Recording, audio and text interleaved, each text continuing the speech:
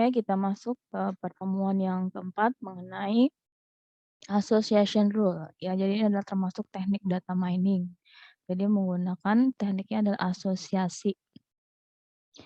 Nah, di sini nanti ada tujuannya kita membahas tentang association rule, ada pendahuluan, apa itu association rule, ada aturannya, kemudian algoritmanya ya untuk aturan association rule. Yang terakhir adalah visualisasi. Jadi nanti ditampilkan ya menggunakan tools ya. Kalau di sini algoritmanya kita menggunakan a priori, nanti visualisasinya ditampilkan menggunakan toolsnya adalah Tanagra. Nah, di sini ada pendahuluan. Kalau kita sebut pengklasifikasian asosiatif adalah strategi populer ya. Kenapa? Karena di sini adalah mengandalkan pola asosiasi. Jadi ada polanya berhubungan dengan pertambangan atau berhubungan dengan data mining, yang ada banyak alternatif algoritma yang efisien. Jadi kalau kita sebut dengan pengklasifikasian asosiasi, ada algoritmanya ya tadi selain dari si a priori. Strategi dasar untuk pengklasifikasian asosiatif atau asosiasi adalah pertama adalah menambang semua ya atau association rule aturan asosiasi berbasis kelas ya. Di sini nanti kalau kita sebut dengan association rule ada namanya disebut tingkat dukungan atau support dan kepercayaan atau minimum confidence tertentu. Kemudian untuk instance ya, pengujian tertentu gunakan aturan yang ditambang untuk klasifikasi. Jadi nanti ada aturannya.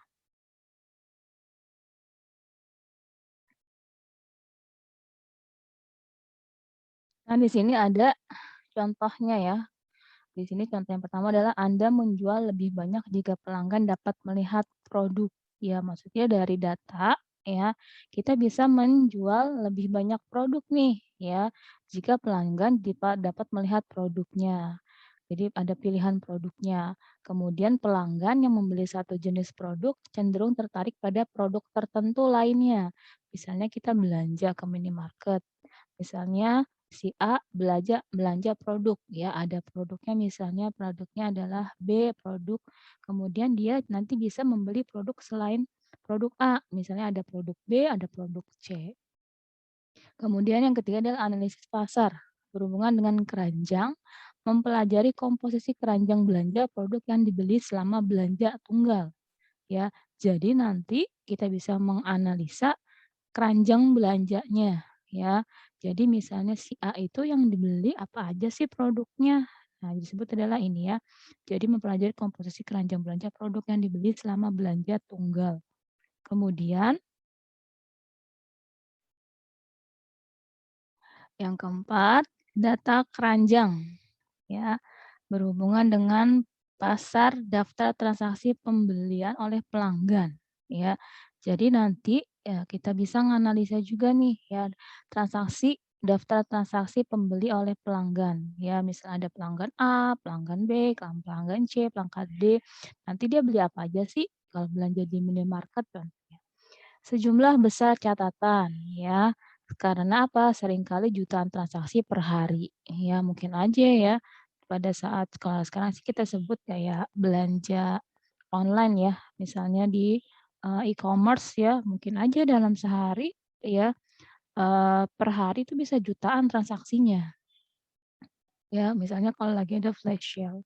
Kemudian sparseness ya, setiap keranjang pasar hanya berisi sebagian kecil barang yang dibawa. Mungkin aja kalau tadi kan jumlahnya besar, mungkin aja jumlahnya lebih kecil, disebutnya sparseness.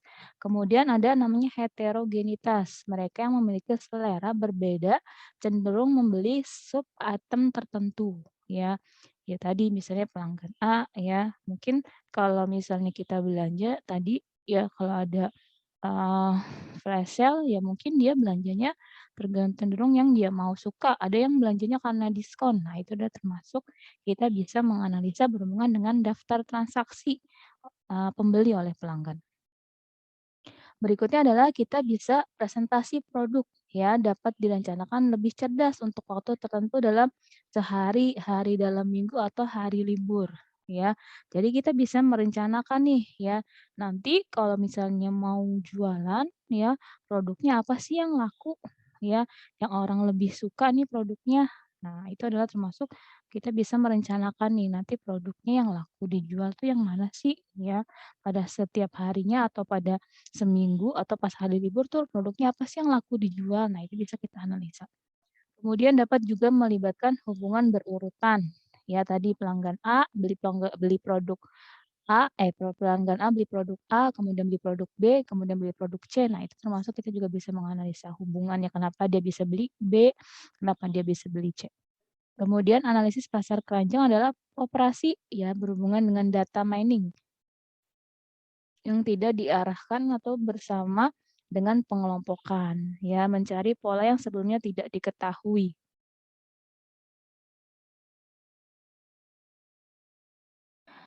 Nah, kalau yang nomor 5, presentasi produk dapat direncanakan dengan lebih cerdas untuk waktu tertentu dalam sehari, hari dalam seminggu, atau hari libur. Maksudnya gimana? Jadi kita bisa ya me melakukan penjualan ya yang lebih cerdas. Misalnya kalau dalam sehari ya kalau dalam harian itu produk apa sih yang banyak dibeli ya. Kalau hari dalam seminggu tuh apa yang banyak dibeli dalam seminggu produknya. Atau kalau hari libur misalnya produk apa yang sering dibeli. Misalnya kalau sehari mungkin orang belinya kebutuhan, mungkin jajanan ya, atau misalnya beli, eee sabun atau misalnya beli, sikat gigi atau odol. Nah, kemudian dalam seminggu transaksi yang paling banyak tuh apa aja sih orang belanja. Kemudian kalau hari libur tuh orang yang cari apa sih ya untuk belanja. Nah, ini kita bisa mempresentasikan produk ya. Jadi nanti kalau misalnya pas hari ini yang kita promoin apa ya, kemudian dalam hari libur nanti yang kita mau jualin produknya apa gitu yang dipromoin. Nanti kita bisa analisa. Kemudian dapat juga melibatkan hubungan berurutan. Misalnya gimana tadi, si pelanggan A beli produk B, kemudian dia beli produk C. Nah, kenapa nih dia bisa dari beli produk B, kemudian dia beli produk C? Contohnya misalnya dia beli roti, ya. Kemudian berikutnya dia belinya misalnya meses. Kemudian beli roti, kemudian beli susu eh, susu full cream misalnya. Nah, itu adalah itu menjelaskan hubungan berurutan. Kemudian analisis pasar keranjang adalah operasi data mining. Nah, ini kita bisa menganalisis pasar berhubungan dengan keranjang adalah di sini menggunakan data mining yang tidak diarahkan ya bersama dengan pengelompokan. Jadi nanti kita masukkan di sini pengelompokan. Jadi mencari pola yang sebelumnya tidak diketahui. Nah, masuk ke dalam cross selling. Jadi namanya cross selling apa sih? Maksud dengan cross selling adalah kecenderungan pembeli barang tertentu untuk membeli barang yang berbeda. Ya, tadi misalnya belanjanya tiba-tiba dia belanjanya susu, kemudian belanjanya sabun cuci. Nah, kenapa kok beda banget? Kenapa dia bisa beli susu, kemudian kenapa belinya nggak belinya misalnya tadi nggak beli meses gitu. Atau misalnya dari belanja roti, dia kenapa nggak belinya dia belinya misalnya sabun mandi, kenapa dia kalau beli roti kenapa nggak belinya, eee, meses misalnya. Namanya berbeda. Kemudian dapat dimaksimalkan dengan menempatkan produk-produk yang cenderung dibeli oleh konsumen yang sama di tempat di mana kedua produk dapat lihat. Ya contohnya kayak kita belanja ke minimarket ya, kenapa misalnya, eee odol deketan sama pasta gigi. Kemudian sabun mandi misalnya deketan sama cuci muka misalnya. Atau misalnya, mmm, misalnya kayak sabun cuci ya, deterjen sama misalnya taruhnya sabun cuci. Nah, itu adalah ini ya. Jadi kita bisa, memaksimalkan ya, menempatkan produk yang cenderung dibeli konsumen yang sama di tempat di mana kedua produk tersebut dapat terlihat. Nah, kita masuk ke association mining-nya, ya. Yang pertama adalah penambangan aturan asosiasi, ya, atau association rule mining adalah menemukan pola. Jadi kita menambang data itu untuk apa sih? Menemukan pola, asosiasi, atau hubungan, korelasi, ya, kemudian struktur, sebab akibat. Tadi kenapa dia belanja A, kemudian belanja B. ya, yang sering di antara set item atau objek ya dalam database transaksi. Kalau kita sebut dengan data ini berarti sudah tersimpan di dalam database ya. Contohnya kayak kita belanja di minimarket kan otomatis kita udah pakai sistem ya, udah muncul struknya. Nah, itu di situ bisa kelihatan tuh transaksi misalnya berapa, kemudian dia belanjanya apa aja. Kemudian ada database relasional dan repositori informasi lainnya. Berikutnya lagi adalah yang nomor 2 adalah frequent pattern, ya, pola yang sering terjadi dalam database. Yang B adalah motivasi, menemukan keteraturan dalam data. Tadi produk apa yang sering dibeli bersamaan, misalnya susu dengan popok, ya. Kemudian apa pembelian selanjutnya, misalnya setelah membeli PC, nanti si pelanggan itu beli apa sih? Kemudian jenis DNA apa yang sensitif terhadap obat baru, ya. Kemudian ya tadi misalnya DNA-nya nanti dia sensitif sama obat apa sih yang obat baru yang dia belum pernah minum misalnya. Kemudian bisakah kita mengklasifikasi dokumen web secara otomatis? Nah, ini ya kita bisa mengklasifikasikan berhubungan dengan dokumen web secara otomatis. Berikutnya, mengapa pola berulang atau asosiasi menanamkan tugas penting dalam data mining? Ya, yang pertama adalah dasar untuk banyak tugas penambangan data atau data mining sangat penting. Ya, di sini ada contohnya adalah association, korelasi atau hubungan, kausalitas atau sebab akibat. Kemudian ada namanya broad aplikasi ya. Broad aplikasi berarti berhubungan dengan apa ini? Basket analisis data, pemasaran silang, desain katalog, analisis kampanye penjualan. Maksudnya gimana sih? Ya tadi kita bisa menganalisa berhubungan dengan keranjang belanja si pelanggan tersebut. Kemudian kita bisa pemasaran silang.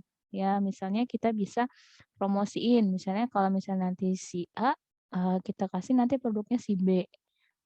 Misalnya bisa nggak sih dia bakalan belanja nggak sih produknya? Kemudian berikutnya adalah penjelasan mengenai desain katalog, ya. Kita bisa mendesain katalog, dari desain itu nanti pelanggannya mau beli apa enggak. Kemudian analisis kampanye penjualan. Nah, kalau sekarang banyaknya tuh kalau di minimarket kalau misalnya suka follow IG-nya, ada namanya misalnya JSM, ya, belanja Jumat, Sabtu, Minggu. Nah, biasanya itu banyak tuh promonya. Dan ini termasuk adalah kampanye penjualan.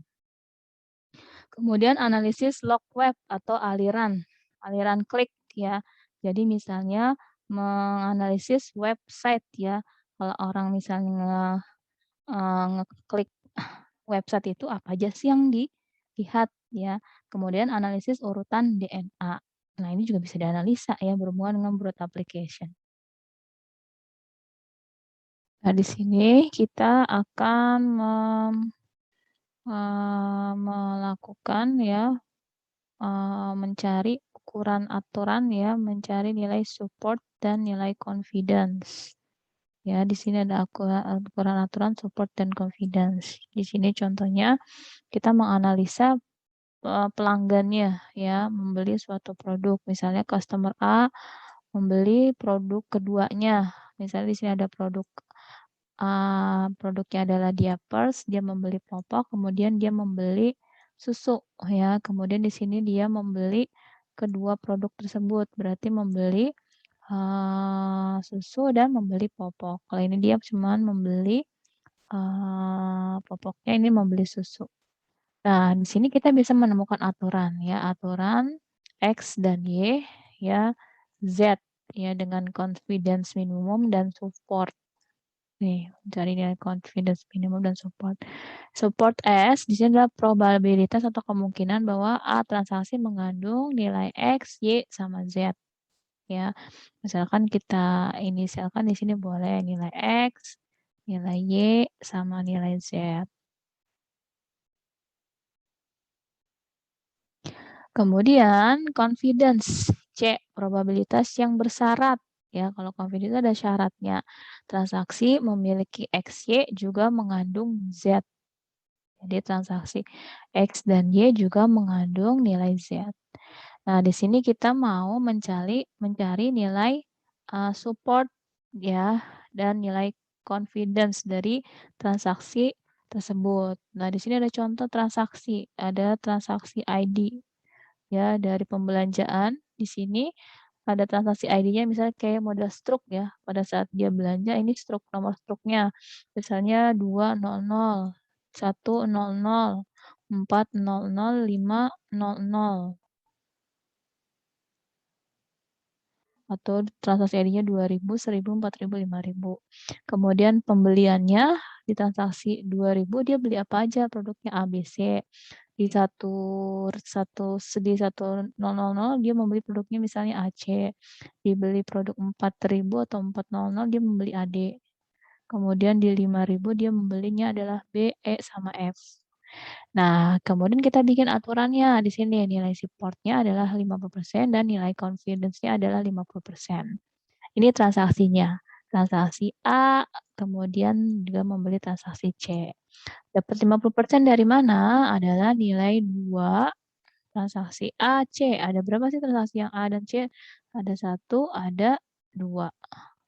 Ya, berarti didapat adalah 2 dibagi 4. 4 itu adalah totalnya. Ada berapa transaksinya? 1, 2, 3, 4. Berarti dapat 4. Total transaksinya dibagi 2 dibagi 4. Dapatlah ini. Dikali 100% dapat 50%. Kemudian nilai untuk di sini confidence-nya. Tadi dia transaksinya adalah mengandung A sama C. Kemudian yang ada transaksi A-nya ada berapa? Ini salah ya, bukan 2/2 aturan. Berarti AC tadi ada 2, kemudian dibagi yang transaksi ada A-nya, 1, 2, 3. Berarti 2 dibagi 3. Ya, salah ya, bukan 2 bagi 2. 2 dibagi 3. Berarti dapatnya 2 dibagi 3 berarti berapa? 66,6%. 0,6. Berarti kan 0,6. 66 ya, dibagi totalnya 66%. Kemudian berikutnya sama ya transaksi C sama A ya. Transaksi C sama A. Berarti C sama kayak tadi ya mencari nilai supportnya AC 1, 2 berarti dapat 2 dibagi 4 ya dapat 0,5 dikali 100% dapat 50%. Berikutnya AC berarti CA cari yang dibaginya adalah sama ya untuk nilai transaksi atasnya adalah C ya yang mengandung A ada 1 sama 2. Berarti ada 2 dibagi transaksi yang ada C-nya aja. Berarti ada 1, ada 2. Dapat ya? Berarti 2 dibagi 2 dikali 100%. Berarti dapat adalah 100%. Kan 2 bagi 2 1 dikali 100 dapat 100%. Oke. Berikutnya kita masuk ke association rule. Sama kayak tadi contohnya. Cuman ini kita bikin menggunakan namanya frequent item set. Sama kayak tadi transaksi ada 4 transaksi. Ini yang dibeli produknya. Sama minimum supportnya 50, confidence-nya 50. Nah, pertama kalau kita masuk ke frequent item set, berarti transaksinya dibuat sendiri-sendiri, kemudian misalnya 2 transaksi, ya atau kita bikin 3 transaksi. Kalau pertama ini adalah item set yang awal ini adalah untuk 1 item set ya, yang dia membeli produk A-nya aja, B-nya aja, C-nya aja, kemudian A sama C. Berarti kalau A-nya aja ini masuk ke sini cara ngitungnya ya. A aja, kita lihat transaksi yang A-nya aja. 1, 2, 3. Berarti dapat 3 dibagi 4. 4 dari mana? Total transaksinya sama kayak tadi. Di sini di total ada 4 transaksi. 1, 2, 3, 4. Kemudian berarti 3/4 dikali 100%. Dapat adalah nilainya 75%. Berikutnya transaksi B. Yang B-nya aja. B-nya aja ada berapa sih B-nya aja? Kita hitung ya. 1, 2. Ada 2 transaksi. ya. Berarti 2. 2 dibagi apa? Dibagi totalnya ada 4. Berarti 2/4 dikali 100% dapat 50%. 2/4 itu kan 0,5 dikali 100, persen jadi 50%. Berikutnya yang transaksi C-nya, yang transaksi mengandung C-nya aja. Berarti ada 1, ada 2 ya. Sama ya, 2 dibagi 4 ya dikali 100% dapat 50%. Nah, ini ada 2 frequent item set. Kalau ini kan satu-satu. Sekarang yang A sama C, sama yang sebelumnya dibahas ya. Berarti gimana? Ya, tadi nilai supportnya udah, kita cari yang nilai support A sama C. Ya, nilai support A sama C berarti caranya sama kayak tadi. Yang mengandung A sama C ada berapa? A sama C 1, 2. Berarti ada 2. Sama nilai support itu dibagi total. Berarti 2/4 dikali 100% dapat 50%. Didapat ya nilai support untuk A sama C adalah 50%. Berikutnya kita mencari nilai confidence ya support AC ya dibagi support A. Jadi di sini adalah AC. Jadi dibagi si nilai supportnya yang mengandung A-nya totalnya. Sama kayak tadi berarti gimana caranya? Yang AC berarti kan ada 2. 2 ya dibagi tadi yang ada A-nya ada berapa? 1, 2, 3. Berarti 2/3. Dapat adalah 0,666 berarti dikali 100% dapat 66,6%. Nah, ini untuk mencari nilai dari confidence-nya ya. Makanya teman ini dia lebih ada frequent item set ya. Berarti di sini item set sampai 2 item set. Nah, prinsip a priori adalah setiap himpunan bagian dari sistem harus sering ya. Jadi bagian dari item set-nya kita cari yang sering atau yang kita mau bikin polanya seperti apa. Nah, ini ya tadi udah penjelasannya ini menjelaskan rumusnya. Jadi yang namanya nilai support adalah di sini nilai support sebuah item diperoleh dengan rumus. Ya, tadi udah masuk ke contohnya. Nah, ini rumusnya. Nilai support A adalah jumlah transaksi yang mengandung A dibagi total transaksinya dikali 100%. Sedangkan kalau nilai support 2 item, rumusnya adalah support A dan B. A gabungan B berarti jumlah transaksi yang mengandung A dan B dibagi total transaksi dikali 100%. Setelah semua pola frekuensi tinggi ditemukan, barulah kita cari aturan asosiatifnya. Tadi yang memenuhi syarat minimum untuk confidence dan menghitung confidence aturan asosiatif dari A, B. Tadi kan kita udah menjelaskan ya, tadi ada di awal tuh minimum nilai supportnya 50%, kemudian nilai confidence-nya 50%.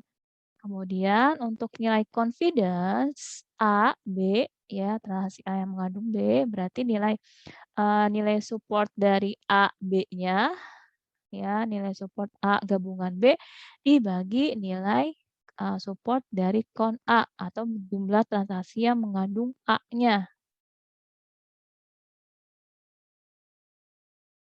Berarti rumusnya adalah jumlah transaksi yang mengandung A dan B dibagi jumlah transaksi yang mengandung A dikali 100%. Nih ya, rumusnya dikali 100% untuk mencari nilai confidence. Nah, ini rumusnya ya atau aturannya.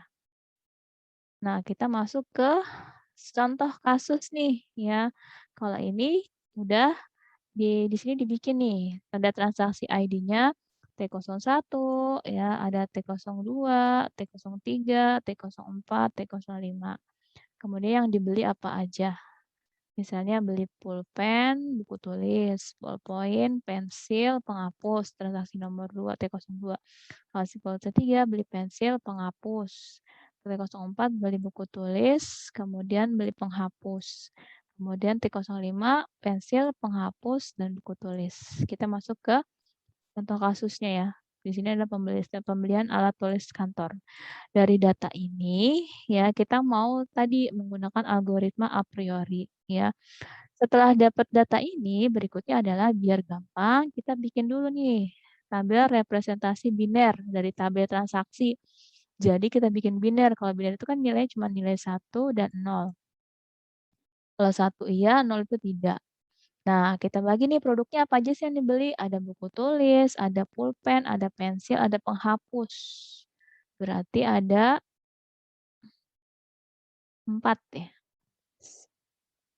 1, 2, 3, 4. Ya. Kemudian dari transaksi 01 ya, yang dibeli apa aja? Kita kasih kalau 1 berarti iya, kalau 0 tidak. Kalau yang transaksi nomor 1 dia belinya pulpen sama buku tulis. Berarti buku tulis sama pulpen. Ditulisnya 1. Kalau enggak berarti 0. Ya. Jadi biar gampang kita bikin tabel representasi binarnya dari transaksi. Kemudian T02 dia beli apa aja sih?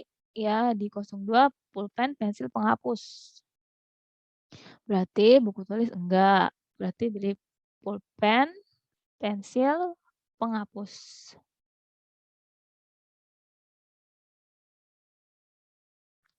Nah, kemudian di transaksi 2 dia nggak beli buku tulis. Nah, berarti nilainya kita masukin 0. Masuk ke transaksi yang ketiga. Transaksi ketiga beli pensil sama penghapus. Berarti pensil, pensil sama penghapus. Kalau dia nggak beli, berarti nggak beli buku tulis, berarti nilainya 0, bolpennya 0. Masuk ke transaksi yang keempat. Transaksi keempat dia beli apa? Buku tulis, penghapus. Buku tulis, penghapus. Ya, berarti nilainya 1, 1. Dia nggak beli pulpen sama penghapus, nilainya 0. Transaksi yang kelima, ya beli pensil, penghapus, buku tulis. Beli pensil, penghapus, buku tulis. Dia nggak beli pulpen, berarti nilainya 0. Karena dia beli, kasih nilainya 1. Kemudian kita totalin nih ya jumlahnya. Buku tulis 3, penghapus 4, ballpoint 2, kemudian pensil 3. Nilai yang satu-satu ini kita jumlahin.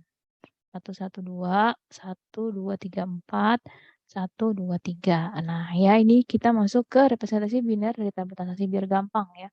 Buat menggunakan rumus dari algoritma a priorinya.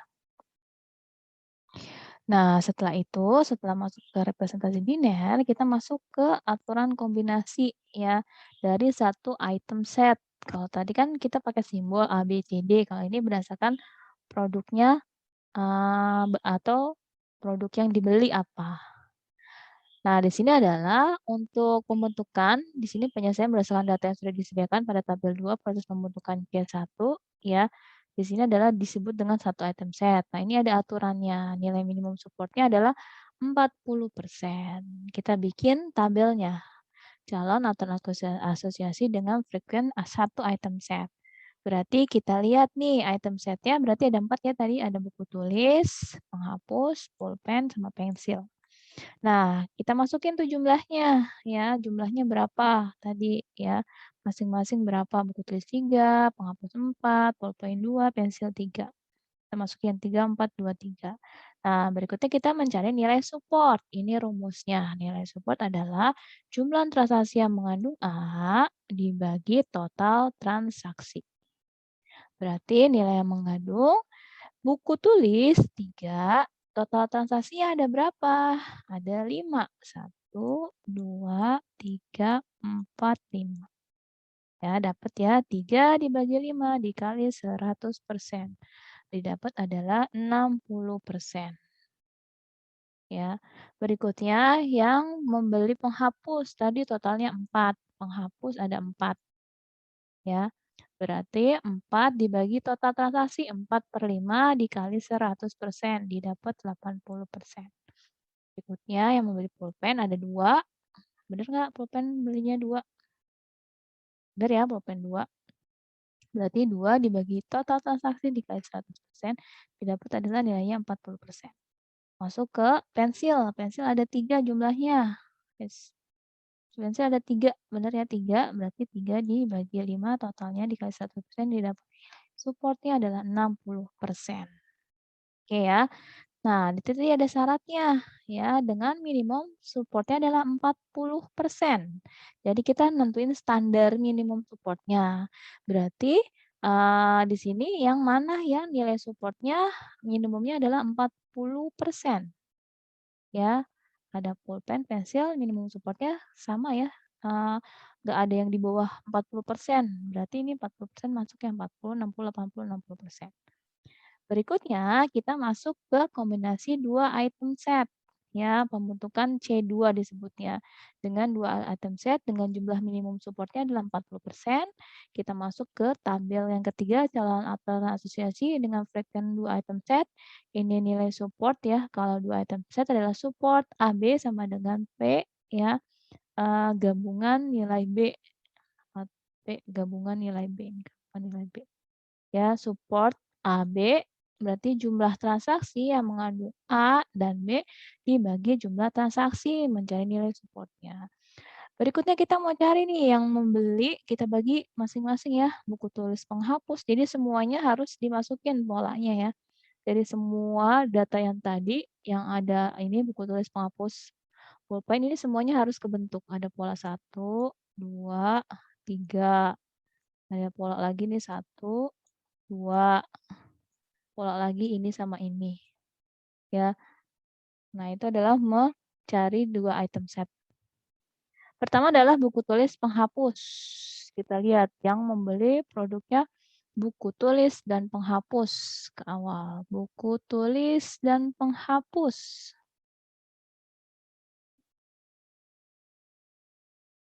Membeli buku tulis dan penghapus. Mana buku tulis penghapus? Oh, ini. Buku tulis penghapus. Ada lagi? Ada.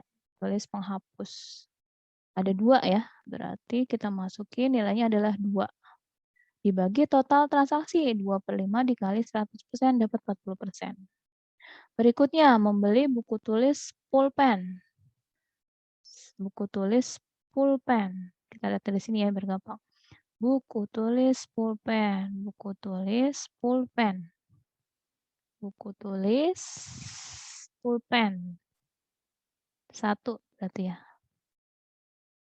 Berarti 1 ya. Dapat ya, jumlahnya 1. Buku tulis pulpen. Berarti nilainya adalah 1/5 dikali 100% didapat 20%. Berikutnya, buku tulis pensil. Kita cek. Buku tulis pensil. Buku tulis pensil. Dia beli buku tulis sama pensil. Lihat. Buku tulis, enggak ini. Buku tulis sama pensil. Ada lagi buku tulis pensil. Gak ada, berarti 1 ya. Berarti nilainya 1. Berarti dapat 1/5 dikali 100%, dapatnya 20%. Kemudian penghapus pulpen. Penghapus pulpen 1. Penghapus pulpen 1. Berarti ya 1/5. Penghapus pulpen nilainya 1. 1 dibagi 5. Ya, berarti dikali 100% dapat 20%. Berikutnya yang beli penghapus pensil. Penghapus pensil. Penghapus pensil. 1. Ada lagi penghapus pensil ada 2. 1, 2. 1, 2 ya berarti ya. 2. Oh, 3. Penghapus pensil ada 3. 1. Oh iya 3. Ada 3 ya. 1, 2, 3. Nah, ada 3.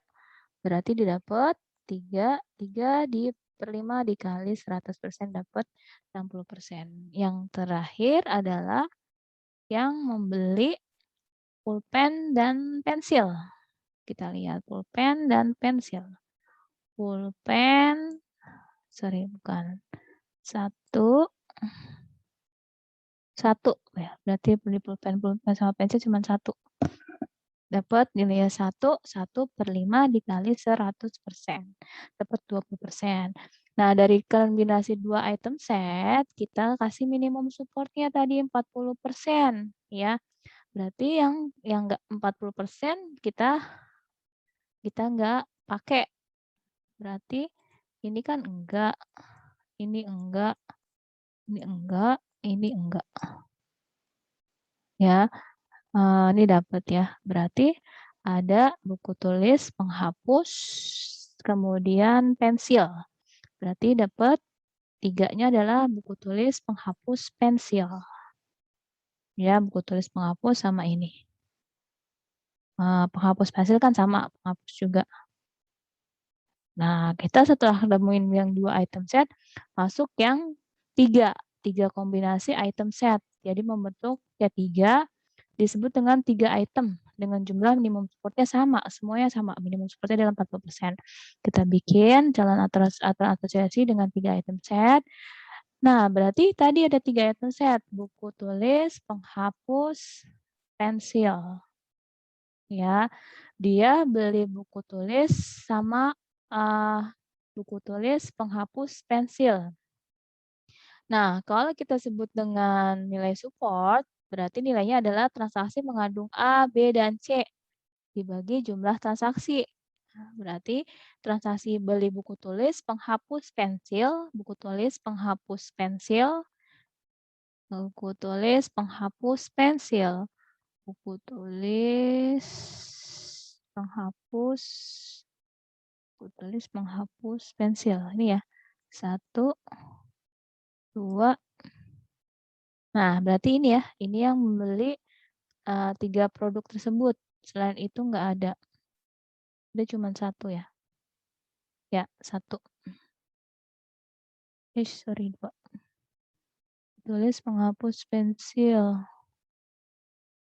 Ya, cuma 1 ya. Di sini salah nih. Nah, aturan jumlahnya adalah 1 ya. Kemudian berarti nilai adalah 1/5 dikali 100% didapat 20%.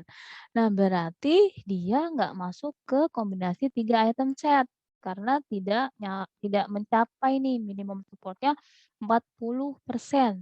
Nah, setelah kita tadi dapat ya untuk aturan asosiasinya, berikutnya adalah kita mau mencari untuk nilai confidence-nya. Jadi pembentukan aturan asosiasi setelah semua pola frekuensi tinggi ditemukan, barulah kita mencari aturan asosiasi yang memenuhi syarat minimum untuk confidence.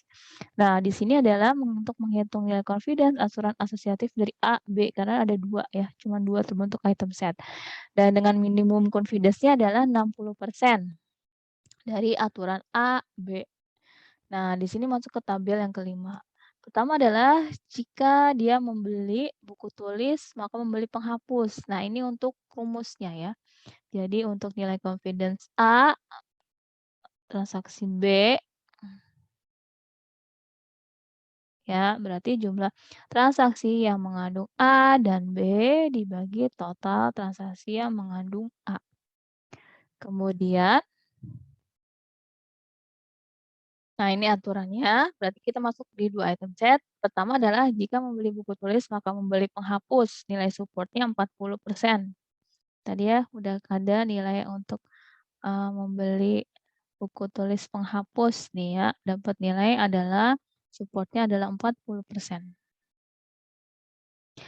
Kemudian kita cari nilai confidence-nya. Rumusnya gimana? Tadi jumlah yang mengandung transaksi buku tulis dan penghapus. Kan tadi udah ada yang di atasnya nih. Buku tulis penghapus jumlahnya 2 ya. Kemudian berarti nilai confidence adalah 2 dibagi yang membeli buku tulis. Membeli buku tulis ada berapa? Kita lihat di awal ya, membeli buku tulis. Ada totalnya adalah 3. Berarti dibagi, berarti 2 dibagi 3. Ini 2/3.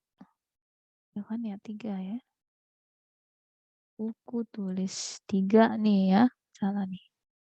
Berarti 2/3 dikali 100%. Berarti nilainya adalah 67. Salah nih ya, 67. Dia kalau nggak salah 6,66. 0,66. Kita bulatin boleh jadi 67%. Kemudian membeli penghapus dan buku tulis. nilai supportnya. Tadi udah ya, kita cari nilai support. Membeli buku tulis dan sorry, penghapus dan buku tulis. Buku tulis penghapus. Buku tulis dan penghapus. Buku tulis dan penghapus. Ini belum ada ya. Buku tulis penghapus. Nah, sama ya, buku tulis penghapus. Kalau di sini kan dia tadi penghapus dan buku tulis. Jadi di balik kanan nanti dibaginya adalah berdasarkan total penghapus. Berarti buku tulis penghapus totalnya sama ya 40%. Kemudian dibagi jumlah penghapus. Jumlah penghapus itu ada berapa? Jumlah penghapus ada 4 ya. Berarti ini salah lagi ya.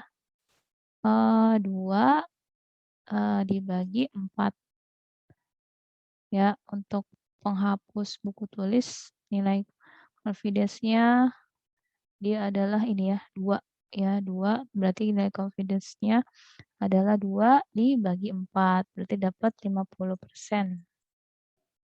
Kemudian membeli penghapus dan pensil. Membeli penghapus pensil nih ya, nilainya adalah 3, kemudian nilai supportnya 60%.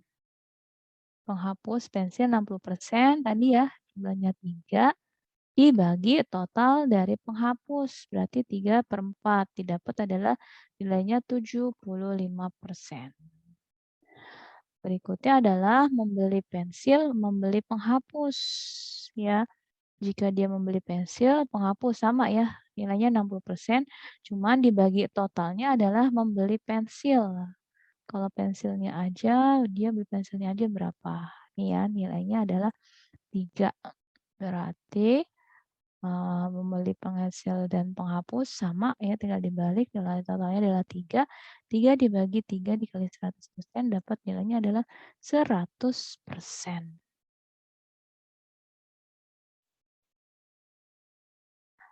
Nah, kita masuk ke tadi ya, untuk minimum confidence-nya adalah 60%. Kita cari yang nilainya adalah 60%. Ini ya, minimumnya ini 67%, kemudian 75%, 100%. Nah, tapi kalau di sini karena buku tulis penghapus buku tulis, nilainya di bawah 50%, berarti ini kita nggak ambil aturannya.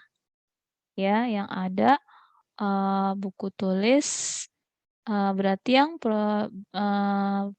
kalau di sini kan penghapus pensil nilainya 75%, pensil penghapus nilainya adalah 100%. Berarti penghapusnya yang buku tulisnya nggak kita pakai karena dia nilainya kalau misalnya kita gunakan di sini ada nilainya di bawah 60%. Berarti yang nanti yang jadi produknya yang bakalan kita masuk ke aturan asosiasinya berarti ini, karena dia tadi ada di bawah 60% ya, walaupun nilai confidence-nya untuk buku tulis penghapus nilainya 67%, nilai penghapus buku tulis nilainya adalah 50%.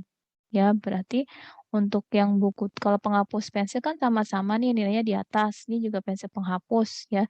Nilainya di atas 75%. Yang berarti kita nggak gunakan yang ini, yang buku tulisnya. Ya. Kenapa ya ini? Karena tadi aturannya ada di sini ya. Dia ternyata nilai confidence-nya ada di bawah 60%. Berarti penghapus pensil masuk ke nilainya adalah 75%. Nah, dari yang data ini ya, kita masuk nih ya. Berarti kita bisa ambil kesimpulan berdasarkan tabel ya alat tulis kantor yang paling sering dibeli oleh konsumen adalah pensil dan penghapus ya. Dengan diketahuinya alat tulis kantor yang paling sering dibeli konsumen ya, maka toko alat tulis kantor dapat menyusun strategi dalam penentuan pembelian alat tulis kantor ya untuk menjaga ketersediaan alat tulis kantor yang dibutuhkan oleh konsumen. Berarti maksudnya nanti pada saat kita mau jual produk tersebut, berarti ini pensil sama penghapus jangan stoknya kosong. Ya, karena ini yang banyak bakalan dibeli. Dan juga dapat mengatur tata letak ya alat tulis kantor berdasarkan kombinasi item set alat tulis kantor yang terbentuk. Tadi kan ya ada 2 nih kalau nggak salah alat tulis kantor tadi Ya, kalau misalnya membeli penghapus, maka pensil. Berarti nanti bisa didekatin nih ya produknya ya. Jadi kita bisa mengatur letak dari alat tulis kantor berdasarkan kombinasi item set alat tulis kantor. Oke, di sini saya akan menjelaskan ya penggunaan ya aplikasi Tanagra di sini untuk memvisualisasi dari algoritma a priori ya. Jadi caranya adalah klik Tanagra, aplikasi Tanagranya, kemudian klik File, pilih New, kemudian kita kasih title-nya, misalnya penjualan ATK,